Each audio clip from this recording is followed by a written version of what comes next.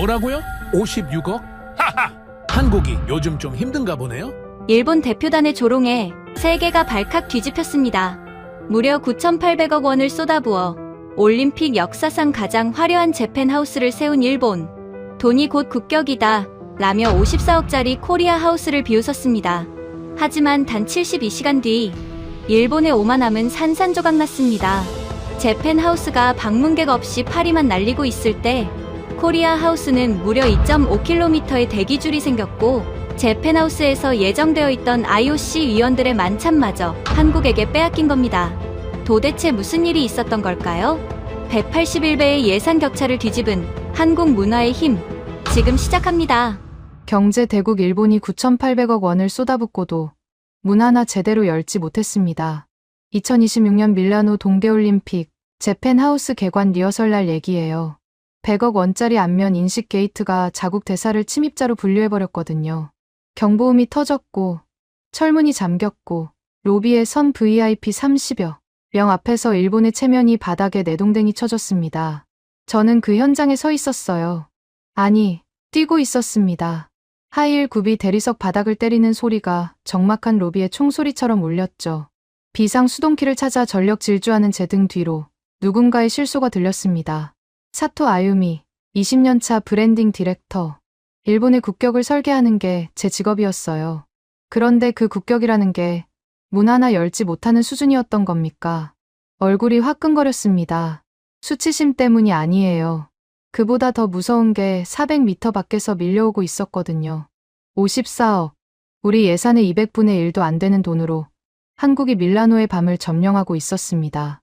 2월 4일 오후 5시 밀라노 컨벤션 센터 로비는 히노키 향으로 가득 차 있었어요. 500억을 들여 일본에서 공수한 편백나무 벽면이 은은한 목재 향을 뿜고 있었고 구로다 간타로 고문은 그 냄새를 맡으며 눈을 감았습니다. 만족스러운 표정이었어요.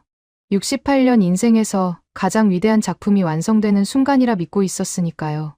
구로다 고문이 부채를 펼치며 입을 열었습니다. 오늘 이 게이트를 통과하는 첫 번째 인물은 와타나베 대사다. 최고의 기술로 최고의 인물을 맞이하는 거지. 이것이 일본의 격이야. 100억 원짜리 안면 인식 시스템이었습니다. 세계 최초로 적외선 3차원 스캔과 홍채 인식을 동시에 처리하는 최첨단 장비예요. 구로다 고문이 3개월 동안 직접 업체를 골랐고 보도자료까지 미리 써놓았습니다. 일본의 기술력이 올림픽의 관문을 재정해야 한다. 저는 그 보도자료를 20번 넘게 고쳤어요. 한 글자도 틀리면 안 된다고 했으니까요. 와타나베 대사가 게이트 앞에 섰습니다. 카메라가 대사의 얼굴을 스캔하기 시작했어요. 2초, 3초. 화면에 초록색 불이 들어올 거라 생각했습니다. 모두가 그렇게 생각했죠. 삐. 경보음이 로비 천장에 부딪혀 사방으로 퍼졌습니다. 화면에 빨간 글씨가 떴어요. 미등록 인원. 출입 거부. 철문이 쿵하고 닫혔습니다. 와타나베 대사의 코앞이었어요. 1초만 늦었으면 코가 찍혔을 겁니다. 로비가 3초 동안 완전한 침묵에 빠졌습니다. 그 3초가 30분처럼 느껴졌어요. 와타나베 대사의 얼굴이 시뻘겋게 달아올랐고 수행원들은 어디를 봐야 할지 몰라 시선을 바닥에 박았습니다. 구로다 고문의 부채가 바닥에 떨어졌어요. 딱 하는 소리가 경보음보다 더 크게 들렸습니다. 사토, 제 이름이 로비에 울려 퍼진 순간 저는 이미 뛰고 있었습니다. 하이힐 굽이 대리석에 미끄러질 때마다 발목이 꺾이려 했어요. 비상 수동키는 복도 끝 관리실에 있었습니다. 70m. 하이힐을 신은 채 70m를 전력 질주하는 건 고문이었어요. 발바닥이 찢어지는 것 같았습니다. 양쪽으로 늘어선 VIP들의 시선을 등으로 맞았어요. 이탈리아 통신사 기자 둘이 카메라를 들었다가 민망했는지 내렸습니다. 누군가가 입을 손으로 가리고 웃었어요. 저는 봤습니다. 분명히 봤어요. 관리실 문을 벌컥 열고 비상키를 움켜쥐었을 때 손바닥이 땀으로 흥건했습니다. 다시 70m를 뛰어 돌아갔어요. 수동키를 꽂고 돌리자 철문이 끼익 소리를 내며 열렸습니다. 100억짜리 최첨단 게이트를 무시하고 수동키로 문을 딴 겁니다. 이게 일본의 기술력이었어요. 와타나베 대사가 아무 말 없이 안으로 들어갔습니다. 저와 눈도 마주치지 않았어요. 수행원 하나가 지나가며 작은 소리로 중얼거렸습니다. 리허설에서 이러면 본 행사엔 뭐가 터지려고. 그 말이 갈비뼈 사이를 파고들었습니다. 반박할 수가 없었거든요. 저는 땀에 젖은 블라우스를 여미며 로비 구석으로 물러났어요. 숨을 고르려 했습니다. 그러다 고문이 떨어진 부채를 직접 줍지 않고 옆에 선 직원에게 턱짓을 했어요. 그 장면이 이상하게 선명하게 기억납니다. 부채를 줍는 직원의 허리가 90도로 꺾이는 게 보였거든요. 바로 그때였습니다. 창밖이 갑자기 환해졌어요. 아니, 화난 정도가 아니었습니다. 폭발이었어요. 400m 떨어진 빌라 네키 캄필리오 외벽에서 빛이 터져 나왔습니다. 투명 디스플레이가 건물 전체를 감싸며 청사초롱 빛이 밀라노의 어둠을 갈랐어요. 파란색, 빨간색, 흰색이 물결치듯 건물을 타고 흘렀습니다. 그리고 소리. 국악 선율을 전자 비트 위에 얹은 묵직한 베이스가 컨벤션 센터 유리창을 때렸습니다. 우리 건물 안에 서 있는데 400m 밖의 음악이 바닥을 울렸어요. 히노키 향으로 가득하던 로비의 정막이 찢어졌습니다. VIP들이 하나둘 창가로 몰려갔어요.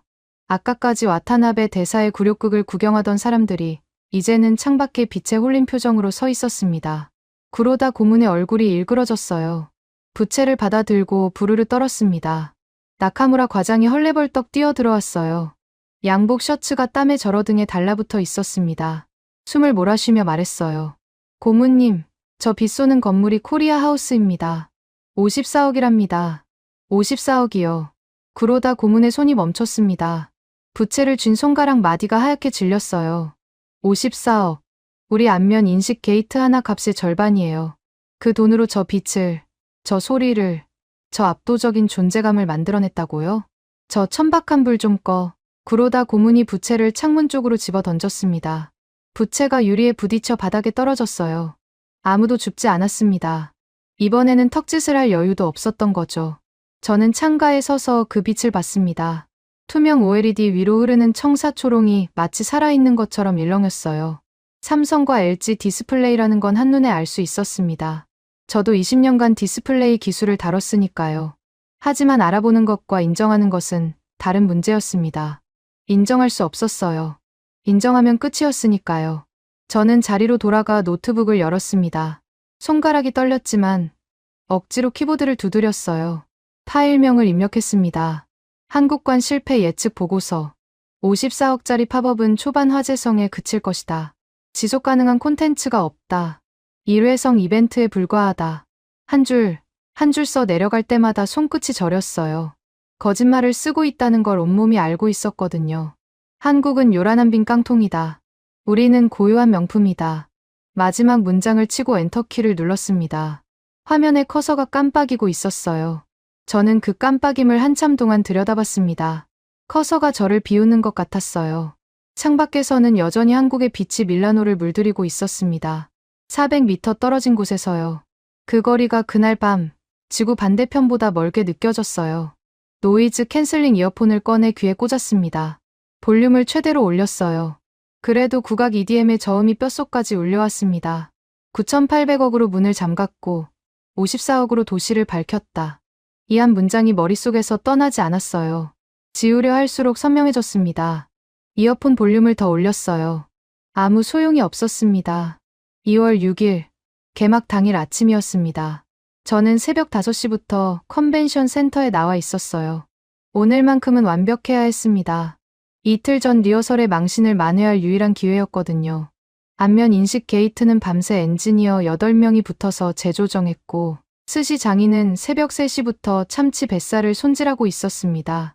그러다 고문은 6시에 도착해서 히노키 벽면을 손수건으로 쓱 문질렀어요.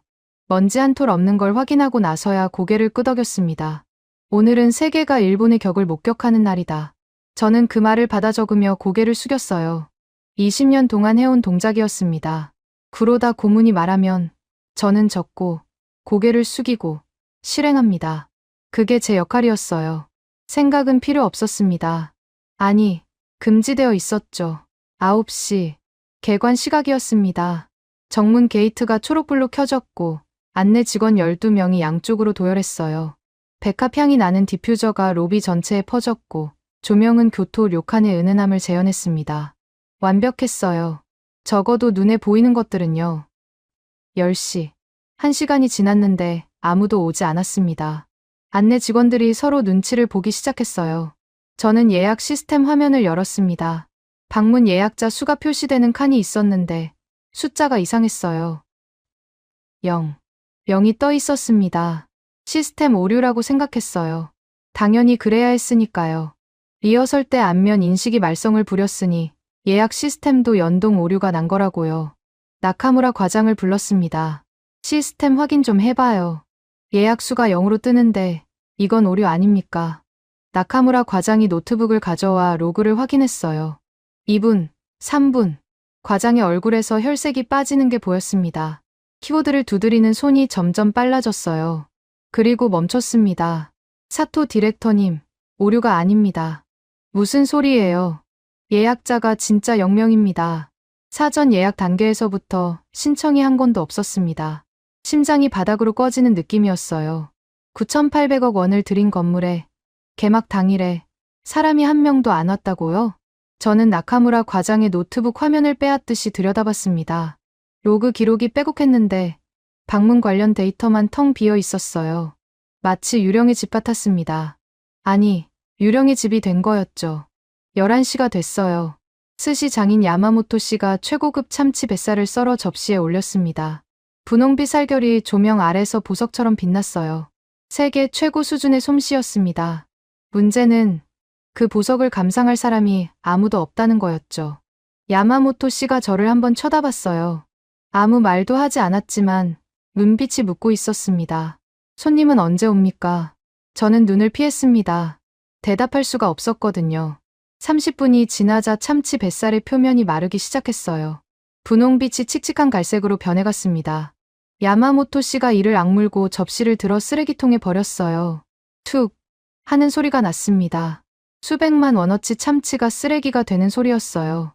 야마모토 씨의 손이 떨리고 있었습니다. 장인의 자존심이 쓰레기통에 같이 버려진 거였죠. 저는 참을 수 없어서 창밖을 봤습니다. 보지 말았어야 했어요. 한국관 앞에 줄이 서 있었습니다. 줄이라고 하기엔 규모가 달랐어요. 빌라 네키 캄필리오에서 시작된 대기열이 골목을 돌고 큰 길을 건너고 블록 2개를 지나 밀라노 대성당 방향까지 뻗어 있었습니다. 2km, 아니, 그 이상이었어요. 이탈리아 경찰 차량이 교차로마다 서서 교통 통제를 하고 있었습니다. 올림픽 행사장이 아니라 한국관 때문에 교통 통제가 벌어진 겁니다. 등골이 서늘해졌어요. 이건 뭡니까? 우리는 9,800억을 쓰고 파리 한 마리 안 날아드는데 저쪽은 54억으로 밀라노 도심을 마비시킨 겁니까? 구로다 고문이 창가로 다가왔습니다. 주머니에서 작은 망원경을 꺼냈어요. 한국관 대기줄을 찬찬히 훑어보더니 피식 웃었습니다. 돈 주고 산 거야. 알바를 동원한 게 분명해. 거지 떼들한테 20유로씩 쥐어주면 저 정도 줄은 금방이지. 저는 고개를 끄덕였어요. 그래야 했으니까요. 하지만 망원경 없이도 보였습니다. 줄에 서 있는 사람들의 표정이요. 지루하거나 돈 때문에 억지로 서 있는 얼굴이 아니었어요. 웃고 있었습니다. 스마트폰을 들고 셀카를 찍고 옆 사람과 대화를 나누고 어떤 사람은 춤까지 추고 있었어요. 저건 돈으로 살 수 있는 표정이 아니었습니다. 구로다 고문이 망원경을 접으며 돌아섰어요. 저 줄이 길면 뭘 하나. 품격이 없는데 시장 좌판 같으니. 저는 또 고개를 끄덕였습니다. 20년간 끄덕여온 목이 그날따라 유독 뻣뻣했어요. 오후 2시. 저는 화장실에 들어가 문을 잠그고 스마트폰을 켰습니다. 이러면 안 된다는 걸 알고 있었어요. 구로다 고문은 근무 중 SNS 확인을 금지했거든요. 하지만 손이 먼저 움직였습니다. 실시간 글로벌 트렌드 1위. 해시태그 코리아하우스. 게시물 10만 건 돌파. 전부 자발적인 인증샷이었어요. 이탈리아 청년이 한복을 입고 찍은 사진. 프랑스 가족이 윷놀이를 하는 영상. 브라질 커플이 김치전을 먹으며 엄지를 치켜 세우는 동영상. 10만 건이 전부 진짜였습니다. 구로다 고문이 말한 알바 따위는 어디에도 없었어요. 손이 떨렸습니다. 스마트폰을 쥔 손가락 끝에서 미세한 진동이 올라왔어요. 두려움이었습니다. 이 숫자가 의미하는 게 뭔지 20년차 브랜딩 전문가인 제가 모를 리 없었거든요. 우리는 이미 지고 있었습니다. 아니, 시작도 하기 전에 진 거였어요. 화장실 세면대 앞에 서서 계산기 앱을 열었습니다. 재팬하우스 총 예산 9,800억 원. 오늘 방문자 수영명. 나누기를 눌렀어요. 에러. 0으로는 나눌 수 없으니까요. 그래서 방식을 바꿨습니다. 리허설 날 억지로 입장시킨 관계자 18명을 포함해서 계산했어요. 9,800억 나누기 18. 화면에 숫자가 떴습니다. 544억 원. 1인당 유치 비용이 544억 원이었습니다. 한 사람을 재팬하우스에 들이는데 544억이 든 겁니다. 숫자가 너무 기괴해서 웃음이 나왔어요. 화장실 거울에 비친 제 얼굴이 웃고 있었는데 눈은 웃지 않았습니다. 황급히 계산기를 닫았어요. 화면을 덮듯이 스마트폰을 뒤집어 놓았습니다.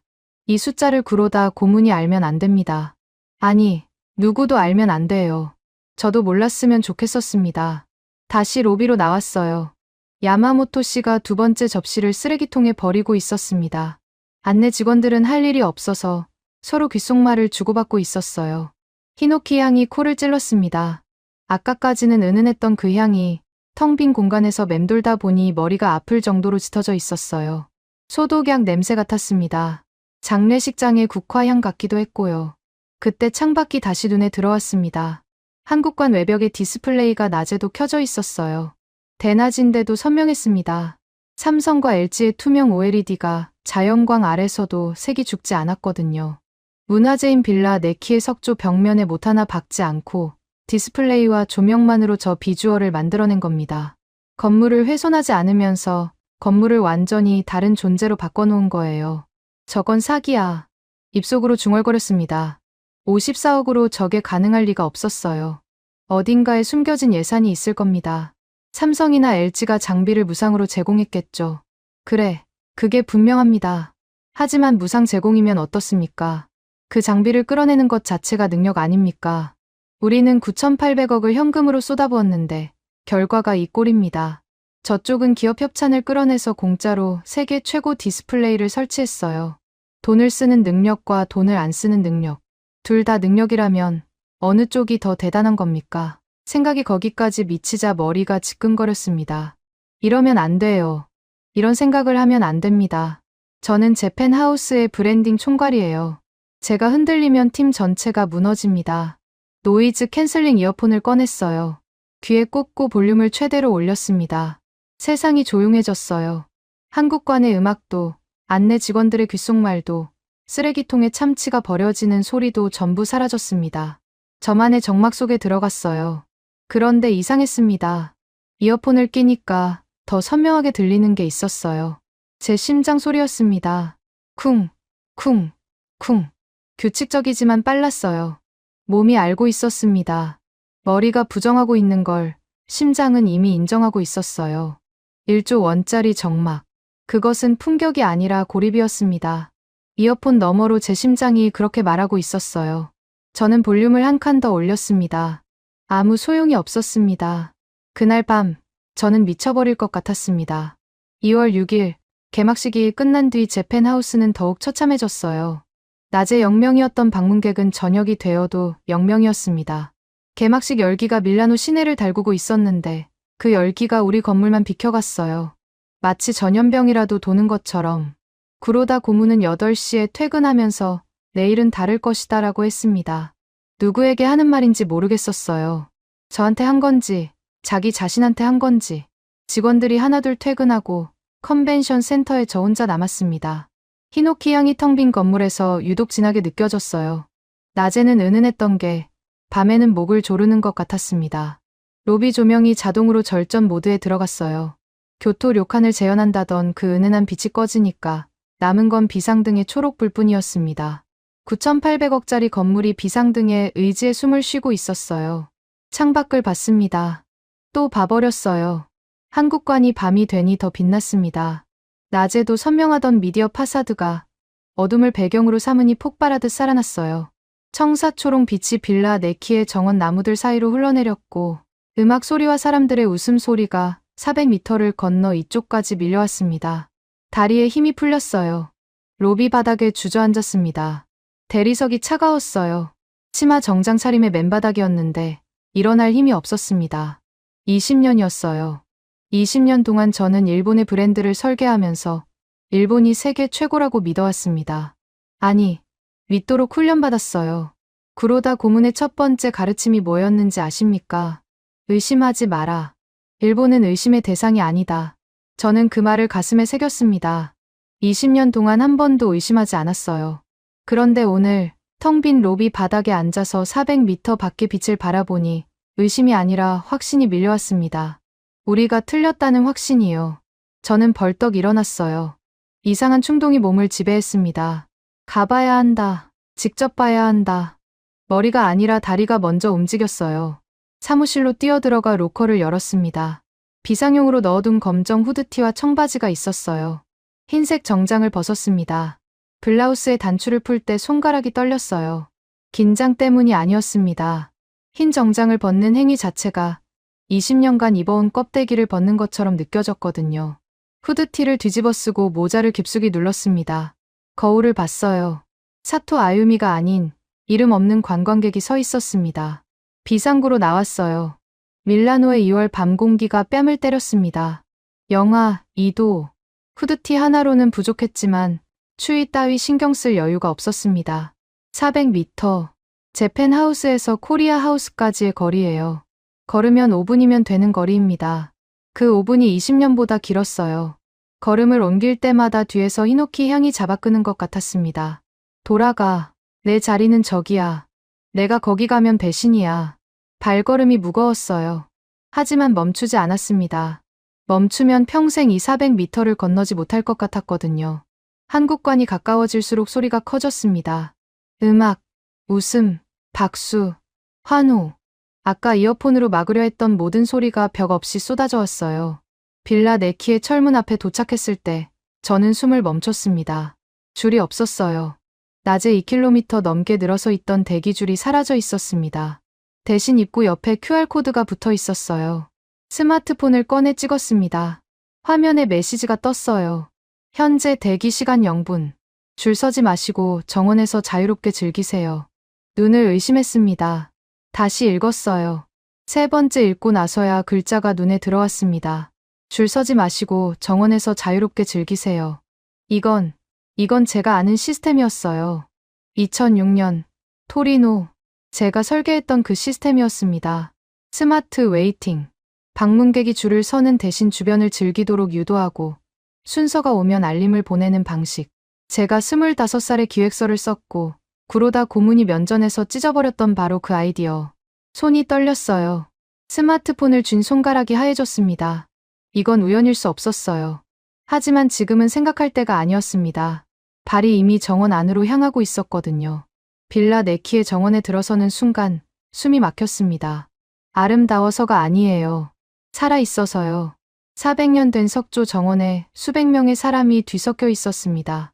국적이 전부 달랐어요. 터번을 두른 인도인 옆에서 금발의 스웨덴 청년이 윷을 던지고 있었고 아프리카 전통 의상을 입은 여성이 한국 응원단과 어깨를 걸고 사진을 찍고 있었습니다. 누가 손님이고 누가 주인인지 구분이 안 됐어요. 아니, 구분 자체가 없었습니다. 정원 한쪽에서 K-팝 EDM이 흘러나왔고 20대로 보이는 젊은이 선호시 한국 아이돌 안무를 따라하고 있었어요. 못 추는 사람도 있었는데 아무도 비웃지 않았습니다. 오히려 박수를 치고 환호했어요. 제 펜하우스에서는 숨소리도 조심해야 했는데 여기서는 소리를 질러도 되는 분위기였습니다. 에이, 일본관 가봤어요? 누군가 이탈리아어로 말을 걸었습니다. 움찔했어요. 들켰나 싶어서 모자를 더 깊이 눌렀는데 돌아보니 20대 초반의 이탈리아 청년이었습니다. 곱슬머리에 큰 눈, 코르크 마개를 목걸이로 건 수수한 차림새. 이름은 마르코라고 했어요. 저기 큰 건물 있잖아요. 일본 거. 거기 가봤는데 장례식장 같아서 무서웠어요. 문도 안 열리고 사람도 없고 냄새가 이상하고 심장을 칼로 긋는 것 같았습니다. 장례식장. 이 청년이 제 펜하우스를 장례식장이라고 불렀어요. 저는 그 장례식장을 3년 동안 설계한 사람이었습니다. 그런데 여기는요? 마르코가 양팔을 쫙 벌리며 빙글 돌았어요. 여기는 진짜 집 같아요. 할머니 집에 놀러 온 느낌이랄까. 아, 할머니 집이 밀라노에 있으면 이런 느낌일 거예요. 집. 마르코가 한국관을 집이라고 불렀습니다. 저는 대꾸를 못했어요. 미소만 지었는데 그 미소가 얼마나 어거지였는지 모릅니다. 마르코는 제 표정을 눈치채지 못하고 손을 흔들며 정원 안쪽으로 사라졌어요. 저는 벤치에 앉았습니다. 다리에 힘이 없었어요. 장례식장과 집, 두 단어가 머릿속에서 충돌했습니다. 20년 동안 저는 장례식장을 짓고 있었던 겁니까? 품격이라는 이름으로, 격조라는 포장지로 사람을 밀어내는 공간을 만들어 온 겁니까? 그때 자원봉사자가 다가왔어요. 한국인 여성이었습니다. 회색 패딩 조끼 위에 명찰이 달려 있었는데 한글로 된 이름은 읽지 못했어요. 영어 이름이 병기되어 있었습니다. 손에 종이컵을 들고 있었어요. 추우시죠? 따뜻한 거 드세요. 종이컵을 받았습니다. 갈색 액체에서 김이 모락모락 올라왔어요. 향이 이상했습니다. 커피인데 커피 같지 않았어요. 달콤한 캐러멜 향에 살짝 쓴 뒷맛이 코끝을 건드렸습니다. 이게 뭐예요? 믹스커피요. 한국에서 가장 많이 마시는 커피예요. 아, 맥심 모카골드라고. 한 모금 마셨습니다. 혀끝에 단맛이 퍼졌어요. 그리고 따뜻함이 목을 타고 내려갔습니다. 위장까지 닿았어요.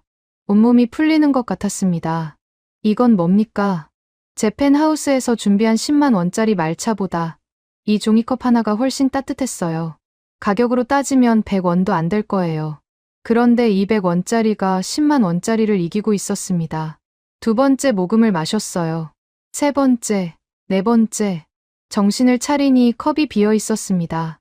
바닥에 남은 갈색 가루를 들여다봤어요. 눈이 뜨거워졌습니다. 젠장. 믹스커피가 달았습니다. 눈물이 날 만큼 달았어요. 이건 커피 맛 때문이 아니었습니다. 이 공간이, 이 사람들이, 이 온기가 만들어내는 무언가가 종이컵에 담겨 있었어요. 제 펜하우스에는 없는 거였습니다. 9,800억을 써도 살 수 없는 거였어요. 400m. 제 펜하우스와 한국관 사이의 거리가 고작 400m였습니다. 그런데 이 400m를 사이에 두고 한쪽은 죽어 있었고 한쪽은 살아 있었어요.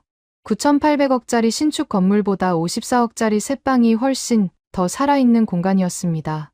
머리가 아니라 피부로, 혀로, 코로 느꼈어요. 부정할 수가 없었습니다. 빈 종이컵을 쥐고 정원을 나왔습니다. 빌라 4키의 철문을 지나 어두운 골목으로 접어들었어요. 400m를 되돌아가야 했습니다. 제 펜하우스로요. 발걸음이 올 때보다 더 무거웠어요. 올 때는 호기심이라도 있었는데 돌아가는 길에는 패배감밖에 남지 않았습니다. 컨벤션 센터 비상구에 도착해서 문을 열었어요. 히노키 향이 확 밀려왔습니다. 2시간 전까지 익숙했던 그 향이 이제는 낯설었어요. 아니, 낯선 게 아니었습니다. 불쾌했어요. 코를 막고 싶었습니다. 사무실에 들어가 로커를 열고 흰 정장을 다시 꺼냈어요. 후드티를 벗고 블라우스 단추를 잠갔습니다. 치마를 입고 하이힐을 신고 거울 앞에 섰어요. 마담 요아쿠가 돌아와 있었습니다. 완벽한 무채색, 흠 없는 자세, 감정 없는 눈. 하지만 거울 속에 저와 진짜 저 사이에 400m짜리 균열이 생겨버렸어요. 종이컵은 비상구 옆 쓰레기통에 버렸습니다. 버리면서 손끝에 남은 온기가 한참 동안 사라지지 않았어요. 2월 7일 아침 7시 제 펜하우스에 도착하자마자 나카무라 과장이 복도를 뛰어왔습니다. 넥타이가 풀어져 있었고 이마에 땀이 맺혀 있었어요. 아침 7시에 이 사람이 땀을 흘리고 있다는 건 보통 일이 아니라는 뜻이었습니다. 사토 디렉터님, 나카타 선수가 사라졌습니다. 심장이 멈추는 줄 알았어요. 나카타 쇼, 일본 스노보드 국가대표 에이스. 이번 올림픽에서 금메달이 유력한 일본 스포츠의 간판이었습니다. 그 선수가 사라졌다고요? 언제부터요? 어젯밤 10시 이후로 연락이 안 됩니다. 숙소에도 안 돌아왔고 전화도 꺼져 있어요. 저는 나카무라 과장의 눈을 봤습니다. 공포가 서려 있었어요. 올림픽 기간에 자국 에이스가 실종되면 그건 단순한 사고가 아니라 국제적 스캔들이 되니까요. 구로다 고문에게 보고가 올라갔습니다. 3분 만에 고문실 문이 벌컥 열렸어요. 구로다 고문의 얼굴이 시뻘갰습니다. 손에 쥔 부채가 부들부들 떨리고 있었어요. 납치다. 틀림없어. 경찰에 연락해. 인터폴도 넣어. 고문님, 아직 납치라고 단정하기엔 이른데요. 그럼 뭐야? 일본 국가대표가 허공으로 증발했다는 거야? 구로다 고문의 고함이 복도를 울렸습니다. 직원들이 고개를 숙이고 눈치를 봤어요. 저는 입을 다물었습니다. 이 상황에서 구로다 고문에게 반론을 제기하는 건 자살 행위였으니까요. 하지만 머릿속에서 한 가지 장면이 떠올랐어요. 어젯밤 한국관 정원에서 본 풍경이었습니다. 국적 상관없이 뒤섞여 웃고 떠들던 사람들. 선수 라운지가 지하에 있다는 안내 표지판. 그리고 정원 벤치에서 들었던 한마디. 어떤 유럽 선수가 친구에게 했던 말이에요. 지하에 안마의자 있는데 거기서 자도 되나 봐. 직감이었습니다. 근거라고 할 수도 없는 그냥 몸이 아는 느낌이었어요. 나카타 선수가 거기 있을 거라는 확신이 들었습니다. 구로다 고문이 경찰 연락을 지시하는 사이 저는 슬쩍 사무실을 빠져나왔어요. 어젯밤과 같은 비상구로 나갔습니다. 이번에는 후드티로 갈아입을 시간도 없었어요. 흰 정장 차림 그대로 400m를 걸었습니다. 하이힐 굽이 밀라노 아침에 자갈길에 박히며 비틀거렸지만 속도를 늦추지 않았어요. 한국관에 도착했을 때 아침 8시인데도 사람들이 있었습니다. 자원봉사자 2~3명이 정원 테이블을 닦고 있었고 어디선가 고소한 냄새가 풍겨왔어요. 김치전 기름 냄새였습니다. 아침부터요. 제 펜하우스에서는 상상할 수 없는 풍경이었어요. 우리 쪽은 소독약 냄새로 하루를 시작했으니까요. 지하 선수 라운지로 가는 계단을 찾았습니다. 안내 표지판이 한글, 영어, 이탈리아어로 적혀 있었어요. 계단을 내려가는데 발걸음이 주저됐습니다. 만약 나카타 선수가 여기 없으면 저는 적진의 흰 정장을 입고 쳐들어간 바보가 되는 겁니다. 하지만 있으면 더 큰 문제였어요. 일본 에이스가 한국관에서 밤을 보냈다는 건 구로다 고문에게는 핵폭탄급 소식이었으니까요. 지하 라운지 문을 열었습니다. 조명이 어두웠어요. 따뜻한 공기가 밀려왔고 은은한 조명 아래 안마의자 6대가 줄지어 있었습니다. 그중 맨 끝 의자에서 누군가가 담요를 덮고 누워 있었어요. 운동화를 신은 발이 의자 밖으로 삐져나와 있었습니다. 나이키 한정판, 나카타 슈의 시그니처였어요. 가까이 다가갔습니다. 나카타 선수가 안마의자 등받이를 끝까지 젖히고 깊이 잠들어 있었어요. 입가에 뭔가 묻어 있었습니다. 만두피 부스러기였어요. 옆 테이블에 비비고 도시락 빈 용기가 놓여 있었고 생수병이 반쯤 비어 있었습니다. 이 녀석은 한국관 지하에서 한국 만두를 먹고 한국 안마의자에서 잠을 잔 겁니다. 일본 국가대표가요. 나카타 선수. 어깨를 흔들었어요. 나카타가 눈을 비비며 고개를 들었습니다. 저를 알아보는데 3초 걸렸어요. 알아본 순간 얼굴이 하얗게 질렸습니다. 사토 디렉터님? 지금 일본관 전체가 당신을 찾고 있어요. 구로다 고문이 경찰에 납치 신고까지 하려 했다고요. 나카타가 벌떡 일어났습니다. 담요가 바닥에 떨어졌어요. 잠이 덜 깬 얼굴에 공포가 스쳤습니다. 하지만 그 공포는 실종 소동 때문이 아니었어요. 일본관으로 돌아가야 한다는 사실 때문이었습니다. 나카타의 다음 말이 그걸 증명했어요. 디렉터님, 제발 일본관으로 데려가지 마세요. 거긴 감옥이에요. 감옥. 어제 이탈리아 청년 마르코가 한국관을 집이라고 불렀고 오늘 일본 국가대표 에이스가 일본관을 감옥이라고 불렀습니다. 장례식장, 감옥, 집. 사람들이 붙이는 이름이 진실을 말해주고 있었어요. 거기서 밥 먹을 때도 각 잡고 먹어야 합니다. 등 펴고 젓가락 각도 맞추고 소리 내면 안 되고 밥 먹는 건지 시험 보는 건지 모르겠어요. 체할 것 같아서 도저히 못 있겠었습니다. 나카타가 빈 도시락 용기를 가리켰어요. 여기는 맛있습니다. 비비고 만두가 이렇게 맛있는 줄 몰랐어요. 한국 선수들이 먹어보라고 건네줬는데 한 입 먹고 멈출 수가 없었습니다. 저는 아무 말도 할 수 없었어요. 혀가 굳은 것 같았습니다. 나카타 선수의 말 하나하나가 제 펜하우스에 관해 못을 받고 있었거든요. 그때 라운지 안쪽에서 웃음소리가 들렸습니다. 고개를 돌리니 구석 테이블에 선수 5~6명이 둘러앉아 있었어요. 한국 선수 4, 그리고 나머지는 일본 유니폼이었습니다. 나카타만 온 게 아니었어요. 일본 선수가 더 있었습니다. 한국 선수 하나가 일본 선수에게 핫팩을 건네고 있었어요. 일본어로 서투르게 말했습니다. 이거 붙이면 진짜 따뜻해요. 허리에 붙여봐요. 일본 선수가 고맙다며 받았어요.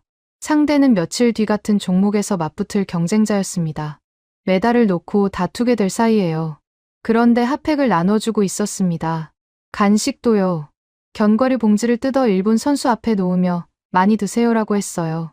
적대감이 없었습니다. 경계심도요. 경쟁자에게 간식과 핫팩을 나눠주는 이 사람들에게서 보인 건 적대감이 아닌 동료였어요. 같은 경기장에서 뛰는 동료. 국적이 다를 뿐 같은 눈밭 위에 서는 사람들. 한국 선수들은 그걸 알고 있었습니다. 재팬 하우스에서는 상상도 못할 장면이었어요. 구로다 고문이 이걸 봤으면 적에게 무장해제 당했다며 난리가 났을 겁니다. 하지만 여기에 적은 없었어요. 처음부터 없었습니다. 라운지를 나오려는데 누군가가 제 뒤에서 불렀어요. 실례합니다. 독일어 억양이 섞인 영어였습니다. 돌아보니 짧은 금발에 무표정한 얼굴을 한 40대 남자가 서 있었어요. 양복 주머니에서 신분증을 꺼내 보여줬습니다. 루카스 슈미트, IOC 기술감사관. 이 사람 이름은 들어본 적이 있었어요. 업계에서 웃음기 없는 기계라고 불리는 남자였습니다. 감정이 아닌 숫자로만 말하는 사람이라고요. 사토 아유미 디렉터 맞습니까? 네, 맞습니다. 슈미트가 태블릿을 꺼냈어요. 화면에 그래프와 숫자가 빼곡했습니다. 어떤 안부 인사도 없이 바로 본론이었어요. 코리아 하우스 평균 체류 시간 4시간. 재팬 하우스 평균 체류 시간 3분. 3분이요. 3분이라는 숫자에 귀를 의심했습니다. 우리 쪽에 온 극소수의 방문객이 평균 3분 만에 나갔다는 뜻이었어요. 들어와서 한 바퀴 둘러보고 바로 나간 겁니다. 방문객 만족도 조사 결과도 있습니다. 코리아 하우스 99%, 재팬 하우스 0.2%, 0점이요. 0이 아니라 0점이었습니다. 소수점 이하에서 겨우 걸린 거예요. 사실상 0이나 다르어요. 슈미트의 표정은 전혀 변하지 않았습니다. 이 사람에게 이 숫자는 감정이 아니라 데이터일 뿐이었거든요. 하지만 그 데이터를 받아든 제 손은 떨리고 있었습니다. 참고로 이 데이터는 IOC 공식 집계입니다. 조작 여지가 없습니다. 슈미트가 태블릿을 접으며 말했어요. 마치 제가 조작 가능성을 물어볼 걸 미리 차단하듯이요. 저는 고개를 끄덕였습니다. 목소리가 나오지 않았거든요. 슈미트가 떠나고 저는 라운지 계단에 서서 한참을 움직이지 못했어요. 체류 시간 4시간 대 3분. 만족도 99 대 0.2. 이 숫자가 의미하는 게 뭔지 20년차 브랜딩 전문가가 모를 리 없었습니다. 우리는 공간을 만든 게 아니었어요. 사람을 밀어내는 벽을 만든 거였습니다. 정원을 가로질러 나오는데 한국인 자원봉사자 한 명이 저를 알아봤어요. 20대 중반의 여성이었습니다. 눈이 동그래지더니 두 손을 모았어요. 혹시 사토 아유미 디렉터님 아니세요? 들켰습니다. 심장이 쿵 내려앉았어요. 여기서 신분이 발각되면 곤란했습니다. 한국관에 잠입한 일본 디렉터. 내일 아침 뉴스감이었어요. 제 이름이 한지민인데요. 대학교 2학년 때 디렉터님 인터뷰를 봤어요. 월간 디자인 2006년 3월 5. 숨이 멎었습니다. 2006년 3월 5. 제가 25살에 토리노 올림픽 기획안을 발표했던 인터뷰였어요. 구로다 고문이 기획서를 찍기 전에 나간 기사였습니다. 제가 가장 빛나던 순간의 기록이자 제가 가장 철저하게 묻어버린 과거였어요. 그 인터뷰 보고 문화기획자의 꿈을 키웠어요. 디렉터님이 말씀하셨잖아요. 문화는 관람하는 게 아니라 참여하는 거라고. 그 한마디가 제 인생을 바꿨습니다. 한지민이 고개를 깊이 숙였어요. 눈에 물기가 맺혀 있었습니다. 저는 서 있을 수가 없었어요. 무릎에 힘이 빠졌습니다. 겨우 버텼어요. 겨우. 저는 디렉터님의 롤모델이에요. 아, 디렉터님이 저의 롤모델이에요. 한지민이 긴장했는지 말을 더듬었습니다. 그 모습이 20년 전의 저 같았어요. 기획서를 들고 구로다 고문 앞에 서서 떨던 25살의 사토 아유미. 열정으로 가득 차서 세상을 바꿀 수 있다고 믿었던 그때의 저. 고맙습니다. 겨우 두 마디를 짜냈어요. 목소리가 갈라졌습니다. 더 말하면 무너질 것 같았거든요. 한지민에게 가볍게 목례를 하고 돌아섰습니다. 정원을 빠져나오는 동안 입술을 깨물었어요. 피 맛이 났습니다. 400m를 되돌아가는 길이 어젯밤보다 더 무거웠습니다. 어젯밤에는 패배감이었어요. 오늘은 달랐습니다. 패배감 위에 뭔가가 더 얹혔어요. 자기 연민인지 분노인지 구분이 안 됐습니다. 둘 다였을 거예요. 재팬하우스 비상구를 열자 히노키 향이 밀려왔습니다. 오늘은 더 심했어요. 향이 아니었습니다. 냄새였어요. 썩은 돈 냄새. 9,800억이라는 숫자가 편백나무에 스며들어 부패하고 있는 냄새였습니다. 코를 막았어요. 그래도 냄새가 사라지지 않았습니다. 우리 선수가 적의 밥을 먹고 적의 의자에서 쉬고 적의 품에서 잠을 잤습니다. 그리고 행복해 보였어요. 구로다 고문이 적이라 부르는 그곳에서 우리 에이스는 24시간 중 가장 편안한 밤을 보낸 겁니다. 사무실 의자에 앉아 천장을 올려다봤어요. 히노키 천장이 높고 아름다웠습니다. 500억짜리 편백나무가 장인의 손길로 깎여 있었어요. 완벽한 무늬, 완벽한 질감. 하지만 그 완벽함 아래에서 사람은 3분 만에 도망쳤습니다. 노이즈 캔슬링 이어폰을 꺼내 들었어요. 습관적으로 귀에 가져갔습니다. 그런데 멈췄어요. 이어폰을 책상 위에 도로 내려놓았습니다. 오늘은 끼고 싶지 않았어요. 끼면 또 심장 소리만 들릴 테니까요. 그 소리가 뭐라고 말하는지 이제는 너무 선명하게 알고 있었습니다. 그날 오후 저는 한국관으로 다시 갔습니다. 3번째였어요. 이틀 사이에 3번. 처음에는 호기심이었고, 2번째는 직감이었고, 3번째는 필요였습니다. 나카타 선수를 데리고 돌아온 뒤 구로다 고문은 정신 나간 녀석이라며 나카타를 30분 동안 질책했어요. 나카타는 고개를 숙이고 서 있었는데 눈빛은 죽어있지 않았습니다. 오히려 담담했어요. 이미 마음이 떠난 사람의 눈이었죠. 저는 그 눈빛이 거울 같아서 외면했습니다. 오후 2시 구로다 고문이 점심 회의에 들어간 틈을 탔어요. 이번에는 후드티로 갈아입었습니다. 흰 정장을 로커에 넣고 문을 닫을 때 이상한 해방감이 밀려왔어요. 옷을 벗는 게 아니라 갑옷을 벗는 느낌이었습니다. 한국관에 도착하니 정원에서 누군가가 저를 기다리고 있었어요. 아니, 기다렸다기보다 알고 있었다는 표현이 맞을 겁니다. 회색 후드티에 패딩 조끼를 걸친 남자가 벤치에 앉아 스마트폰을 보고 있었어요. 30대 후반으로 보였습니다. 단정하지만 격식 없는 차림새. 제가 다가가자 고개를 들었어요. 사토 아유미 디렉터님이시죠.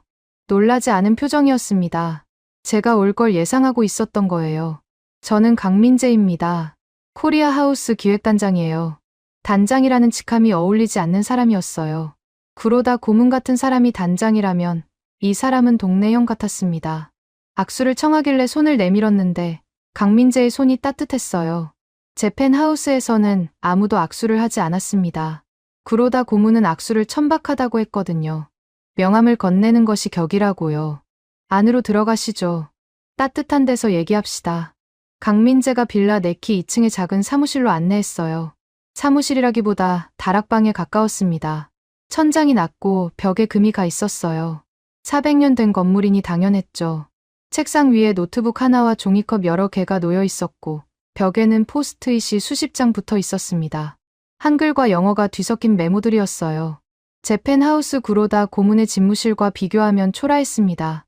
고문실은 히노키 원목 책상에 일본 전통 도자기가 진열되어 있었고 의자 하나가 300만 원이었거든요. 여기는 접이식 의자에 종이컵 커피였어요. 그런데 이상하게 이 공간이 더 살아있었습니다. 사람 냄새가 났어요. 땀과 커피와 잉크가 섞인 일하는 사람들의 냄새. 강민재가 접이식 의자를 하나 펴서 권했어요. 저는 앉았습니다. 강민재가 노트북을 열었어요. 화면에 엑셀 파일이 떴습니다. 디렉터님도 숫자에 밝으시니까 이게 빠를 것 같아요. 엑셀 시트에 2개의 열이 나란히 있었습니다. 왼쪽은 제 펜하우스, 오른쪽은 코리아 하우스. 핵마다 항목이 적혀 있었어요. 건축, 인테리어, 기술 설비, 인력, 케이터링, 홍보. 제 펜하우스 열에는 억 단위 숫자가 빼곡했고 코리아 하우스 열에는 100만 원, 1000만 원 단위가 대부분이었습니다. 맨 아래 합계 9,800억 대 54억. 옆칸의 효율 비율이 자동 계산되어 있었어요. 181배. 예산 효율 격차가 181배였습니다. 같은 목적, 같은 기간, 같은 도시에서 운영하는 올림픽 홍보관인데 효율이 181배 차이가 난 겁니다. 그리고 효율이 낮은 쪽이 우리였어요. 이건 어떻게 구하신 겁니까? 우리 예산 내역을. 공개 자료입니다.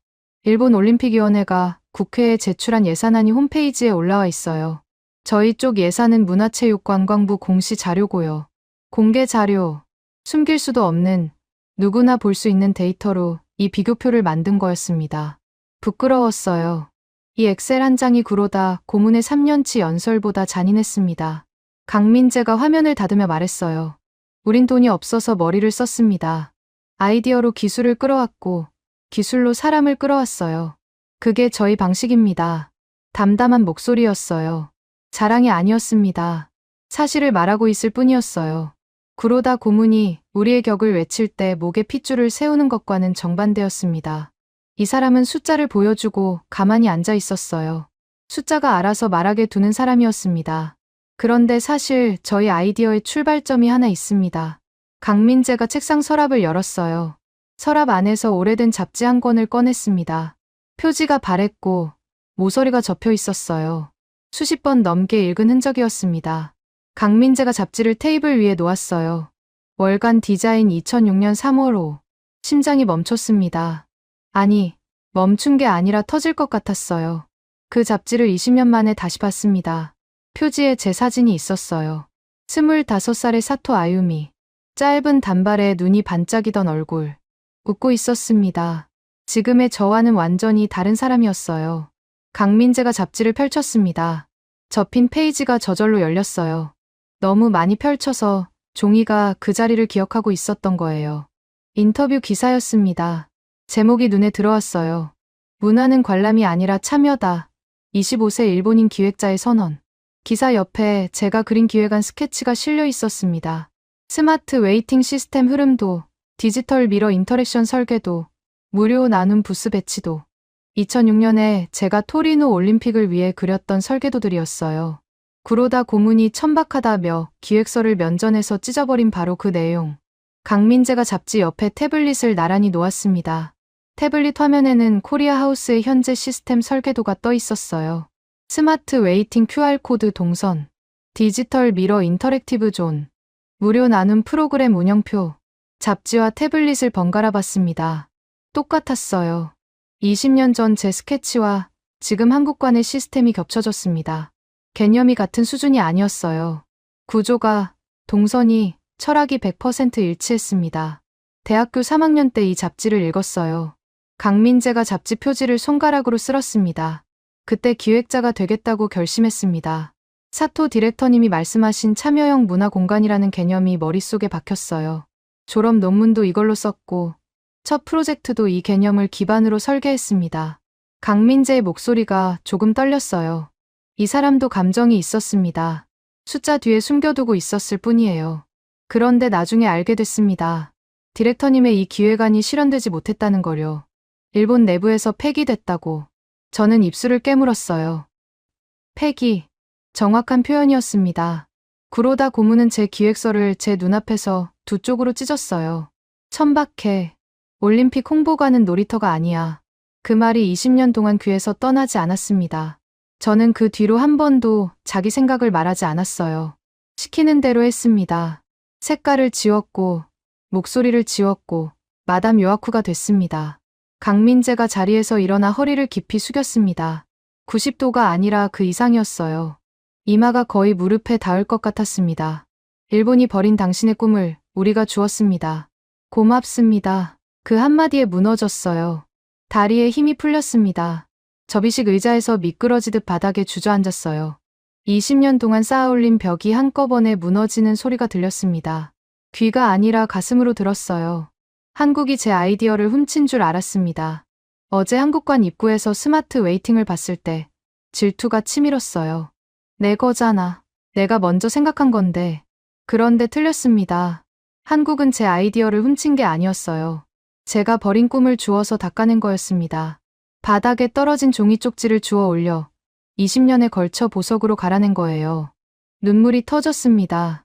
참을 수가 없었어요. 소리를 죽이려 했는데 목구멍에서 울음이 솟아올랐습니다. 사무실이 좁아서 울음소리가 벽에 부딪혀 돌아왔어요. 제 울음소리를 제가 듣고 있었습니다. 내가 틀린 게 아니었어. 입에서 말이 새어나왔어요. 일본어도 아니고 영어도 아닌 그냥 소리에 가까웠습니다. 내가 맞았어.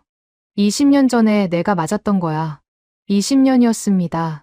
구로다 고문에게 기획서를 찍힌 그날부터 저는 자신이 틀렸다고 믿었어요. 천박한 아이디어를 냈던 철없는 20대.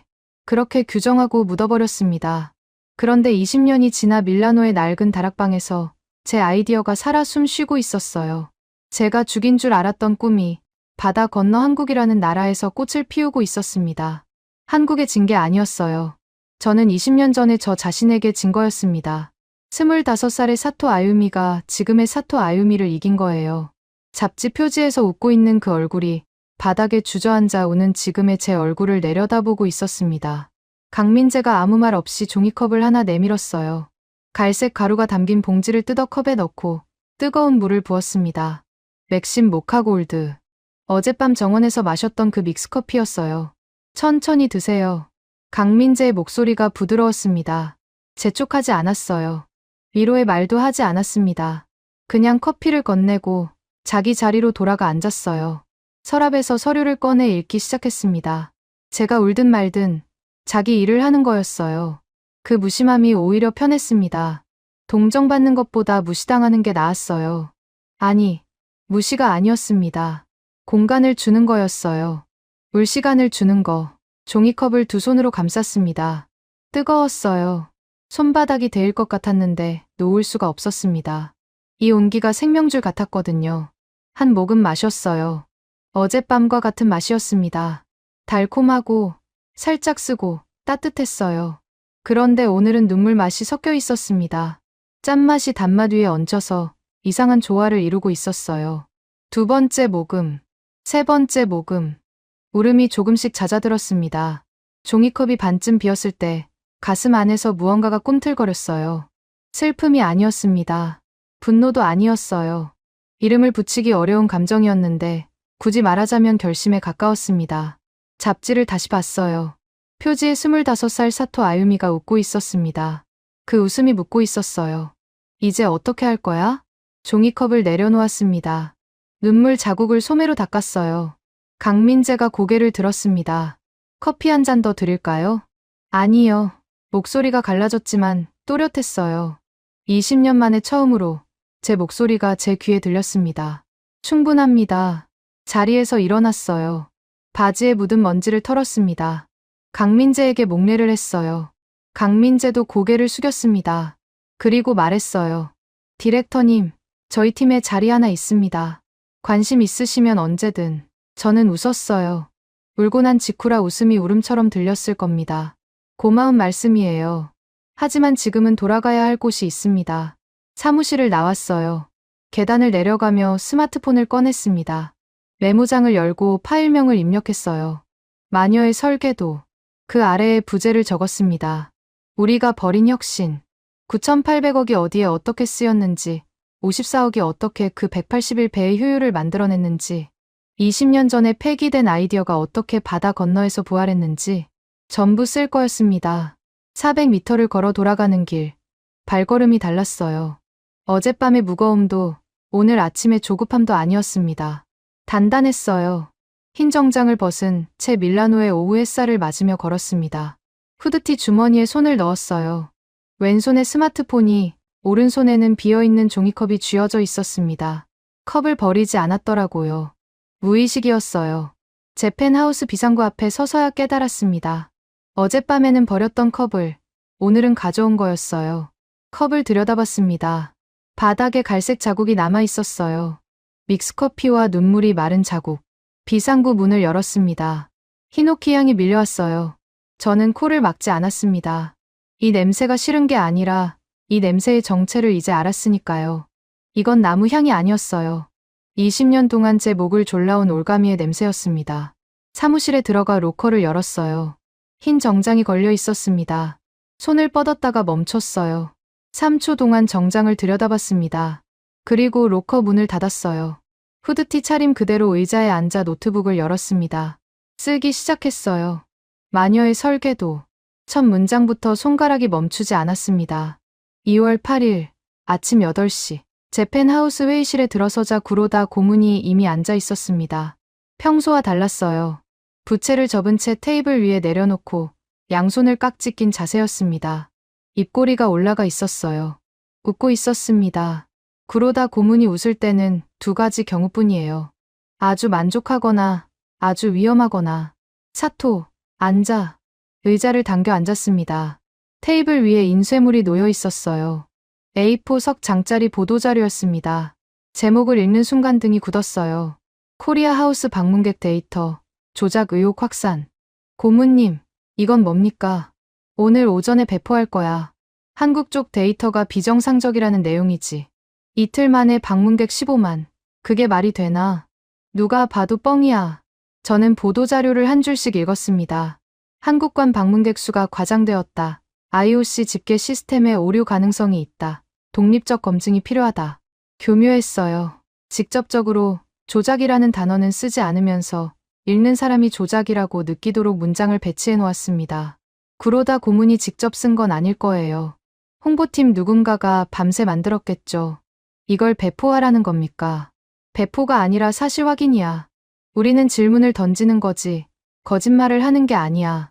질문을 던지는 거라고요. 20년 동안 이 사람 곁에서 일해왔으니까 알아요. 구로다 고문의 질문은 질문이 아닙니다. 결론을 정해놓고 그 결론에 맞는 의심을 심는 겁니다. 답을 구하는 게 아니라 답을 만드는 거예요. 어제 IOC 감사관 슈미트가 직접 확인한 데이터입니다. 조작 여지가 없다고 했어요. 독일 놈이 뭘 알아. 숫자만 보고 현장을 모르는 놈이야. 구로다 고문이 부채를 집어들었습니다. 탁 펼치는 소리가 났어요. 이 사람이 부채를 펼치는 건 대화를 끝내겠다는 신호였습니다. 더 이상의 반론은 허용하지 않는다는 뜻이에요. 10시까지 주요 통신사에 뿌려. 끝. 구로다 고문이 일어서서 나갔습니다. 회의실에 저 혼자 남았어요. 보도자료 석장이 테이블 위에 놓여 있었습니다. 종이를 집어들었어요. 손이 떨리지 않았습니다. 어제까지는 떨렸는데 오늘은 아니었어요. 대신 차가웠습니다. 손끝부터 팔꿈치까지 얼음을 만진 것처럼 차가웠어요. 보도자료를 스캐너에 올렸습니다. PDF로 변환했어요. 파일명을 입력하려다 멈췄습니다. 커서가 깜빡이고 있었어요. 이틀 전 한국관 실패 예측 보고서를 쓸 때도 커서가 이렇게 깜빡였습니다. 그때는 거짓을 쓰면서 손끝이 저렸어요. 오늘은 달랐습니다. 저리지 않았어요. 분명했거든요. 이건 쓰면 안 되는 글이었습니다. 보도자료 파일을 선택했어요. 마우스 오른쪽 버튼을 눌렀습니다. 삭제. 확인창이 떴어요. 영구 삭제하시겠습니까? 네. 클릭했습니다.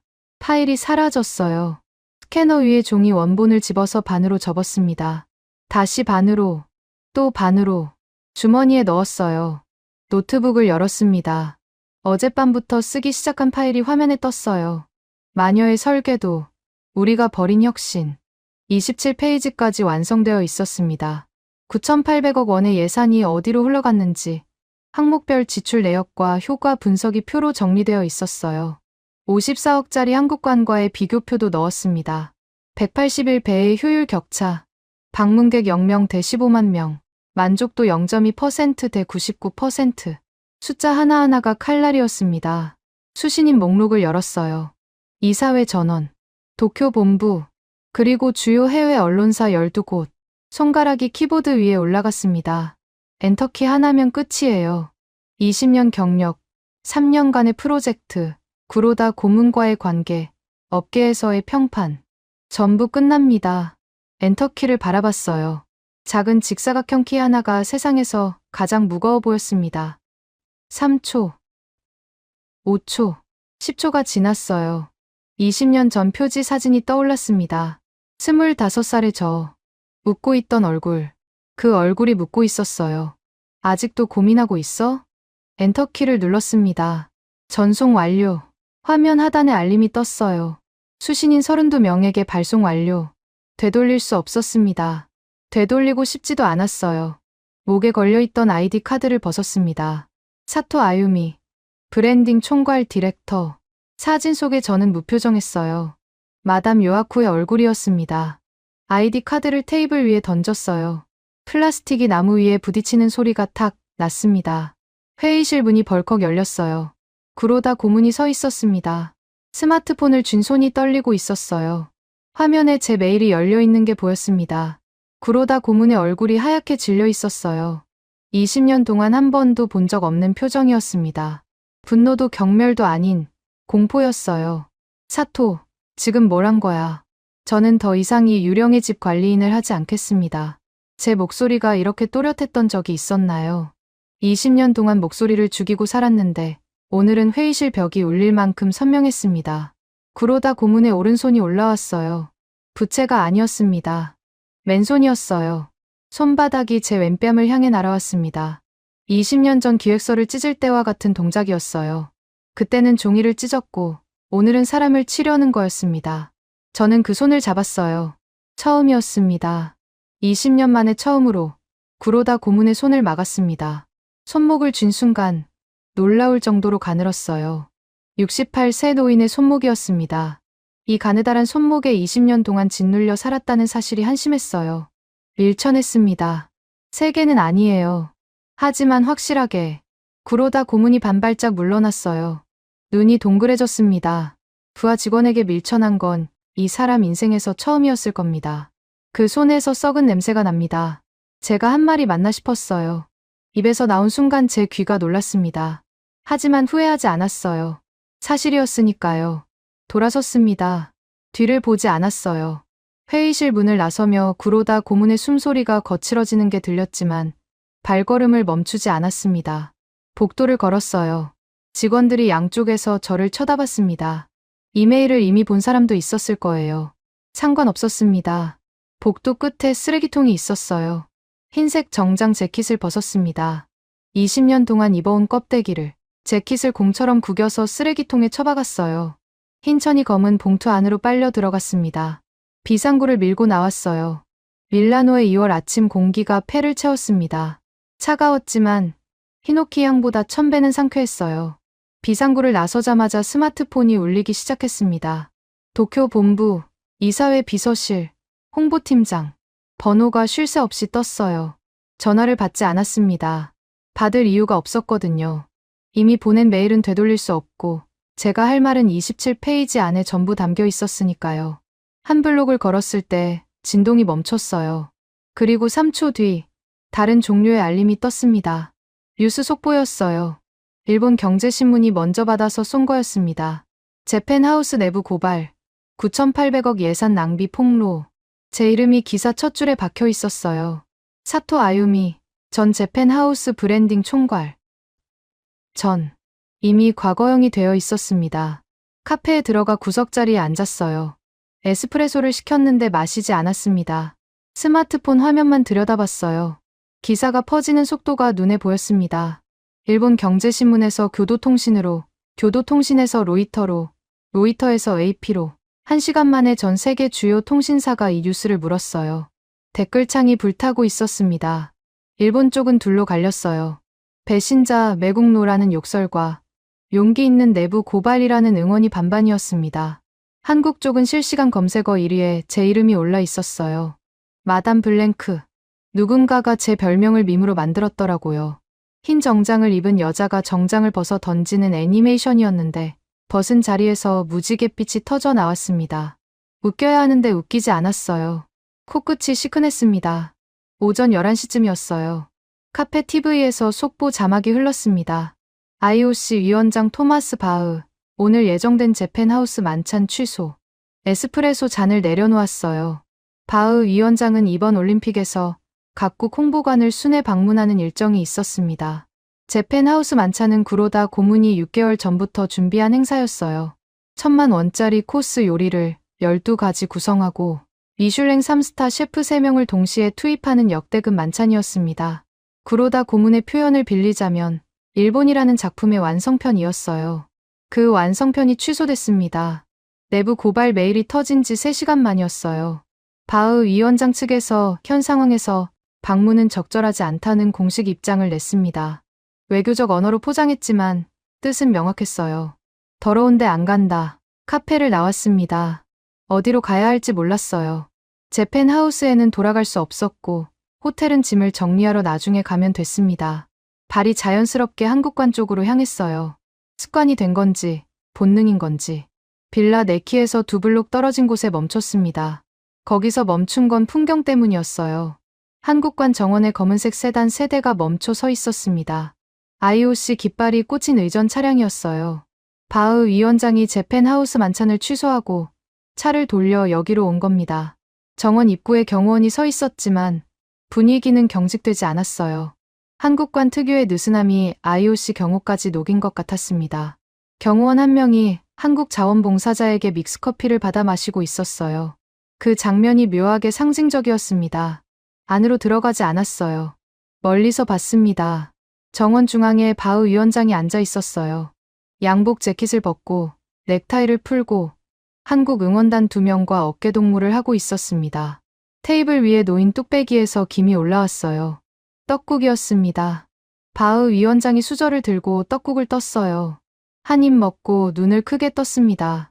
옆에 있던 강민재 단장이 뭔가 설명하자 바흐 위원장이 고개를 끄덕이며 웃었어요. 카메라가 여러 대 돌아가고 있었습니다. TV 생중계였어요. 기자 하나가 마이크를 내밀었고 바흐 위원장이 떡국 그릇을 들고 카메라를 향해 말했습니다. 거리가 있어서 소리는 들리지 않았지만 카페 TV에서 자막으로 확인할 수 있었어요. 이것이 올림픽의 뉴 스탠더드입니다. 뉴 스탠더드. 올림픽의 새로운 기준을 한국이 만들었다고 IOC 수장이 전 세계 생중계로 선언한 겁니다. 1,000만 원짜리 코스 요리를 차려놓고 기다리던 재팬하우스 대신 떡국 한 그릇을 택한 거예요. 재팬하우스에서는 지금쯤 어떤 일이 벌어지고 있을까요? 1,000만 원짜리 코스 요리 12가지가 테이블 위에 놓여 있을 겁니다. 미슐랭 3스타 셰프 3명이 주방에 서 있겠죠. 그리고 의자는 전부 비어 있을 거예요. 어제의 참치 뱃살처럼 오늘의 코스 요리도 손님을 기다리다 식어갈 겁니다.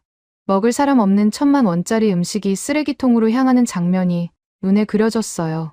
스마트폰에 뉴스 알림이 또 떴습니다. 구로다 간타로 고문, 재팬하우스에서 실신, 병원 이송. 기사를 열었어요. 바흐 위원장이 한국관에서 떡국을 먹는 장면이 재팬하우스 회의실 TV에도 생중계됐다고 합니다. 구로다 고문은 그 화면을 보다가 부채를 떨어뜨렸대요. 그리고 뒷목을 잡았고 다리에 힘이 풀려 의자에서 미끄러졌다고요. 혈압이 치솟은 거였습니다. 구급차에 실려 나가는 사진이 기사에 달려 있었어요. 연민이 들었냐고요. 솔직히 말하겠습니다. 들지 않았어요. 20년 동안 한 번도 연민을 받아본 적이 없는 사람에게 연민을 베풀 여유가 없었습니다. 다만 한 사람의 세계가 무너지는 건 어떤 경우에도 가볍지 않다는 건 알았어요. 오후가 되자 도미노가 시작됐습니다. 밀라노 시장이 기자회견에서 재팬하우스 건물을 비효율의 표본이라 불렀어요. 다음 계약 파기를 검토하겠다는 발언까지 나왔습니다. 프랑스 올림픽위원회와 이탈리아 문화부 관계자들이 한국관 시스템 도입을 공식 요청했다는 소식도 들렸어요. 54억짜리 설계도가 유럽 전체로 퍼져나가고 있었습니다. SNS에서는 더 빠르게 움직였어요. 이탈리아 틱톡 인플루언서 줄리아가 올린 코리아 파티라는 제목의 영상이 오후 3시에 2천만 뷰를 찍었고 저녁 8시에 1억 뷰를 돌파했습니다. 영상 속에서 줄리아는 한국관 정원에서 케이팝에 맞춰 춤을 추고 김치전을 먹고 한복을 입어보고 윷놀이를 하고 있었어요. 댓글상이 3개가 전부 같은 내용이었습니다. 일본과는 무덤이고 한국과는 축제다. 성벽이 무너지고 있었어요. 구로다 고문이 20년에 걸쳐 쌓아올린 돈과 권위와 배타성의 성벽이 하루 만에 무너지고 있었습니다. 그리고 성벽이 무너진 자리에 광장이 드러났어요. 한국이 만든 누구나 들어올 수 있는 광장. 해가 졌습니다. 밀라노의 2월 밤은 빨리 찾아왔어요. 저는 한국관에서 3블록 떨어진 벤치에 앉아 있었습니다. 한국관의 미디어 파사드가 밤하늘에 빛나고 있었고 음악 소리와 환호성이 여기까지 들렸어요. 반대편으로 고개를 돌리면 재팬하우스의 컨벤션 센터가 보였습니다. 불이 꺼져 있었어요. 비상등의 초록빛만 창문 틈으로 새어나오고 있었습니다. 왼쪽은 빛, 오른쪽은 어둠. 저는 그 한가운데 앉아 있었어요. 어느 쪽에도 속하지 않는 자리였습니다. 씁쓸했어요. 하지만 후련했습니다. 씁쓸함과 후련함이 동시에 올 수 있다는 걸 그날 처음 알았어요. 입꼬리가 올라갔습니다. 웃고 있었어요. 누구에게 보여주려는 웃음이 아니었습니다. 그냥 나왔어요. 2월 9일 월요일 아침 9시 말펜사 국제공항 라운지에 앉아 있습니다. 도쿄행 탑승권이 테이블 위에 놓여 있어요. 출발까지 1시간 반. 라운지는 한산했습니다. 월요일 아침이라 비즈니스 승객 몇 명이 노트북을 펴고 있었고 창밖으로 활주로 위에 비행기들이 줄지어 대기하고 있었어요. 저는 청바지를 입고 있었습니다. 운동화를 신고 있었어요. 후드티 위에 패딩 점퍼를 걸쳤고 머리는 묶지 않은 채 내려놓았습니다. 사토 아유미를 20년 동안 알아온 사람이 지금 제 모습을 보면 못 알아볼 거예요. 마담 요아쿠는 어디에도 없었습니다. 흰 정장은 어제 쓰레기통에 처박았고 노이즈 캔슬링 이어폰은 호텔 서랍에 두고 왔어요. 의도적이었습니다. 다시 꺼내 쓸 생각이 없었거든요. 테이블 위에 2가지가 놓여 있었습니다. 한국관 팝업 스토어에서 산 두쫑쿠 하나, 그리고 맥심 모카골드 봉지 하나. 어제 저녁 한국관 앞을 지나가다 팝업 스토어가 보여서 줄을 섰어요. 30분을 기다렸습니다. 20년 동안 줄을 서본 적이 없었어요. 그러다 고문 곁에 있으면 모든 줄을 건너뛸 수 있었거든요. VIP 패스, 전용 통로, 사전 예약, 기다림이라는 게 제 사전에 없었습니다. 그런데 그 30분이 싫지 않았어요. 앞에 서 있던 이탈리아 아주머니가 말을 걸었거든요. 두쫑쿠가 뭐냐고, 맛있냐고, 한국 과자냐고. 저는 모른다고 했어요. 처음 사보는 거라고. 아주머니가 웃으면서 그럼 같이 첫 경험이네라고 했습니다. 줄에 서서 모르는 사람과 웃는 경험. 9,800억으로도 살 수 없는 경험이었어요. 두쫑쿠 봉지를 뜯었습니다. 쿠키가 하나 들어 있었어요. 겉은 마시멜로로 덮여 있었고 위에 코코아 가루가 뿌려져 있었습니다. 한 입 크게 베어 물었어요. 겉이 부드럽게 눌렸습니다. 마시멜로가 이에 감겼어요. 그런데 그 안에서 바삭한 식감이 올라왔습니다. 카다이프라는 면 같은 게 겹겹이 들어 있었거든요. 부드러운 줄 알았는데 바삭했어요. 달콤한 줄 알았는데 고소했습니다. 겉과 속이 달랐어요. 예상을 뒤집었습니다. 한국이라는 나라가 그랬어요. 54억이라는 것을 보고 만만하다고 생각했는데 속에는 삼성과 LG의 기술이 있었고 스마트 웨이팅의 지혜가 있었고 믹스커피의 온기가 있었습니다. 겉은 새빵이었지만 속은 광장이었어요. 9,800억짜리 일본관이 겉과 속이 똑같이 딱딱했던 것과 정반대였습니다. 입가에 코코아 가루가 묻었어요. 손등으로 닦으려다 멈췄습니다. 닦지 않았어요. 20년 동안 한 점의 얼룩도 허용하지 않았던 마담 요아쿠는 죽었습니다. 입가에 코코아를 묻힌 채 웃었어요. 옆 테이블에 비즈니스맨이 쳐다봤는데 상관없었습니다. 승무원을 불렀어요. 뜨거운 물을 받을 수 있냐고 물었습니다. 종이컵에 뜨거운 물을 받아 돌아왔어요. 맥심 모카골드 봉지를 뜯었습니다. 갈색 가루를 컵에 털어넣고 뜨거운 물을 부었어요. 얇은 막대로 저었습니다. 향이 올라왔어요. 달콤하고 살짝 쓴, 이제는 익숙한 향. 한 모금 마셨습니다. 한국관 정원에서 처음 마셨을 때와 같은 맛이었어요. 강민재 단장 사무실에서 울면서 마셨을 때와도 같았습니다. 달콤하고 따뜻하고 어딘가 허술한 맛. 미슐랭 3스타의 정교함은 없었어요. 하지만 이 허술함이 좋았습니다. 완벽하지 않아서 편했어요. 9,800억짜리 코스 요리보다 이 5,000원짜리 조합이 훨씬 행복했습니다. 두쫑쿠 한 조각과 믹스커피 한 잔. 합쳐서 5,000원이 안 되는 아침이었어요. 제 인생에서 가장 비싼 아침을 먹어왔던 사람이 가장 싼 아침 앞에서 가장 행복한 표정을 짓고 있었습니다. 노트북을 열었어요.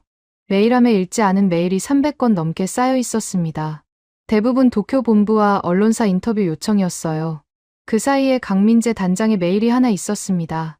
어제 보낸 게 아니라 오늘 새벽에 보낸 거였어요. 열어봤습니다. 사토 디렉터님, 저희 팀에서 함께 일해보고 싶습니다. 고문직으로 모시고 싶어요. 디렉터님의 경험과 시선이 저희에게 필요합니다. 편하실 때 연락 주세요. 짧고 담백한 메일이었어요. 강민재다웠습니다. 군더더기가 없었어요. 저는 답장 버튼을 눌렀습니다. 커서가 깜빡이는 빈 화면을 잠시 들여다봤어요. 이번 깜빡임은 저를 비웃지 않았습니다. 기다려주고 있었어요. 강민재 단장님, 감사합니다. 진심으로요. 하지만 정중히 거절하겠습니다. 제 색깔은 제가 찾겠습니다. 20년 동안 남의 색을 칠하며 살았으니까요. 이제는 제 팔레트를 펼칠 시간입니다. 언젠가 제 색깔을 찾으면 그때 커피 한 잔 사겠습니다. 믹스커피로요. 전송을 눌렀어요. 이번 엔터키는 가벼웠습니다. 이틀 전 내부 고발 메일을 보낼 때의 무게와는 완전히 달랐어요. SNS 앱을 열었습니다. 프로필 화면이 떴어요. 마담 블랭크. 20년 동안 쓰던 이름이었습니다. 여백의 미학을 신봉하는 미니멀리스트라는 뜻이었죠. 흰색 프로필 사진에, 흰색 배경에, 흰색 글씨. 색깔은 소음이라던 시절의 유산이었어요. 이름 변경 버튼을 눌렀습니다. 마담 블랭크를 지우고 새 이름을 입력했어요. 크리에이티브 사토. 스마트폰 카메라를 켰습니다. 입가에 코코아 가루가 묻은 채로 셀카를 찍었어요. 머리는 헝클어져 있었고 눈가에 어젯밤 울다 잠든 흔적이 남아 있었습니다. 20년 동안 올린 프로필 사진 중 가장 엉망인 사진이었어요. 그래서 골랐습니다. 프로필 사진을 바꿨어요. 마지막으로 글을 하나 썼습니다. 한국은 나에게 정답을 준 게 아니라 질문을 던졌다. 당신은 누구입니까? 사토 아유미. 이제부터 찾겠습니다. 게시 버튼을 누르고 노트북을 덮었어요. 탑승 안내 방송이 흘러나왔습니다. 도쿄행 승객 여러분, 탑승을 시작합니다. 두쫑쿠 부스러기를 털고 일어났어요. 종이컵에 남은 믹스커피를 마지막 한 모금까지 마셨습니다. 바닥에 갈색 가루가 남아 있었어요. 며칠 전에는 이 컵을 쓰레기통에 버렸고 어제는 무의식 중에 가져갔었죠. 오늘은 컵을 한참 들여다봤습니다. 그리고 가방 옆 주머니에 넣었어요. 가져가기로 한 겁니다. 의식적으로 탑승구로 걸어갔어요. 줄 서 있는 승객들 사이에 섰습니다. 앞사람의 캐리어 바퀴가 제 운동화를 밟았는데 짜증이 나지 않았어요. 오히려 사람 틈에 섞여 있다는 게 이상하게 편안했습니다. 20년 동안 VIP 통로만 다녔던 사람이 일반 탑승구에 줄을 서고 있었어요. 한국관 팝업 스토어 줄에 이어 두 번째 줄이었습니다. 비행기에 올라 창가 자리에 앉았어요. 안전벨트를 매고 창밖을 봤습니다. 활주로 너머로 밀라노의 스카이라인이 보였어요. 어딘가에 재팬하우스와 한국관이 있을 겁니다. 400m 간격으로. 하나는 어둡고 하나는 빛나고 있겠죠. 비행기가 움직이기 시작했어요. 활주로를 달리며 속도가 붙었습니다. 이륙하는 순간 몸이 뒤로 밀렸어요. 밀라노가 작아졌습니다. 재팬하우스도 한국관도 400m의 거리도 점이 되어 사라졌어요. 귀가 먹먹해졌습니다. 평소라면 노이즈 캔슬링 이어폰을 꺼낼 시간이었어요. 기내 소음을 차단하고 제만의 정막 속으로 들어가는 거죠. 하지만 오늘은 이어폰이 없었습니다. 호텔 서랍에 두고 왔으니까요. 엔진 소리가 귀를 울렸어요. 옆 좌석 아이가 엄마에게 뭔가를 졸라대는 소리가 들렸고 뒤쪽에서 기침 소리가 났습니다. 세상의 소음이 전부 귀에 들어왔어요. 시끄러웠습니다. 하지만 괜찮았어요. 이 소음이 살아있다는 증거였으니까요. 9,800억짜리 정막 속에서는 제 심장 소리밖에 들리지 않았습니다. 54억짜리 소음 속에서는 세상이 들렸어요. 9,800억은 저를 가뒀지만 54억은 저를 해방시켰습니다. 창밖으로 구름이 펼쳐졌어요. 햇살이 비행기 날개 위에 부서지고 있었습니다. 입가에 코코아 가루가 아직 남아 있었어요. 닿지 않았습니다. 눈을 감았어요. 엔진 소리를 들으며 저는 진짜 인생을 시작했습니다. 지금까지 여러분의 영원한 말동무, 감동을 더하다 였습니다. 세계를 놀라게 한 대한민국. 다음 영상에서도 계속됩니다. 좋은 하루 되세요.